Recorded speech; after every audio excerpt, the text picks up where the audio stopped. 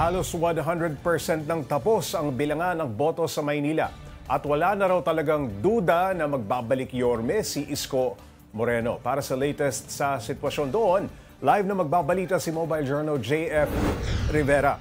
JF, ano na ba ang latest sa bilangan at ano ang masasabi ng mga Manileño dyan?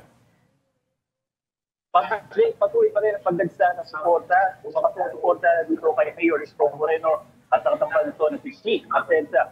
Sa ngayon, hintay natin ang pagdating ni Mayor Isko Moreno upang formal na maipuklama ito bilang alkalde ng Maynila.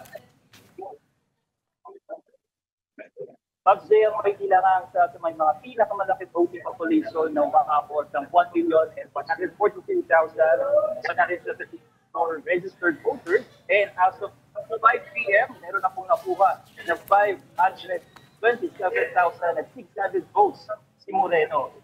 At sa katunggali naman ito ng sinani Lakula ay nakakuha ng 190 and 87 votes.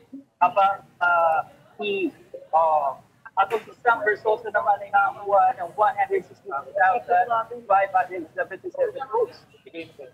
Kaugnay sa reaksyon ng mga kaugnay sa reaksyon ng mga Manileño, labis-labis daw ang galak at buha ng mga sumusuporta kay Isko sa pagbabalik ito bilang alkalde ng lungsod. Isa rin sa naging nila kay Moreno ay balik na raw ang kaligtasan ng Maynila. Narito ang ilang pahayag ng mga sumusuporta kay Moreno. Hindi na sayang yung support ang ginawa namin, and umaasa ako na magiging maayos ang panunungkulan niya dahil nakita namin na nasa puso niya naman ang pagmamahal sa Manila. Yorme, we love you! Tapos yung mga senior na mahal niya, yun niya kami papabayahan. Yun ang masasabi ko. Ano pong... Love you, Yorme!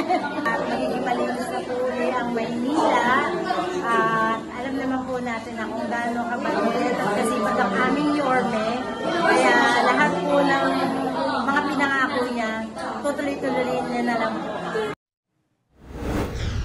JF, ang daming tao sa paligid mo. Ano bang hinihintay niyo dyan?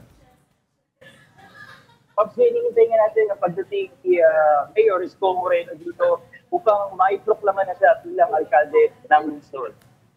Okay. JF, may reaksyon na bang nakuha tayo mula sa mga nakalaban ni Isko? Nakalaban si Mayor Isko Moreno, parehong nagsisid ng naging kasanggali nito. Gaya na lang ni Hani Lakuna na nagpagkalaman sa mga Manileño dahil sa inahalal siya bilang kauna-una ang babaeng mayora o babaeng alkalde ng lungsod.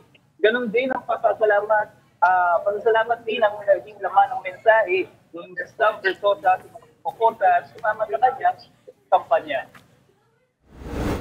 Alright, maraming salamat mula sa Maynila. Si JF Rivera nag-uulat.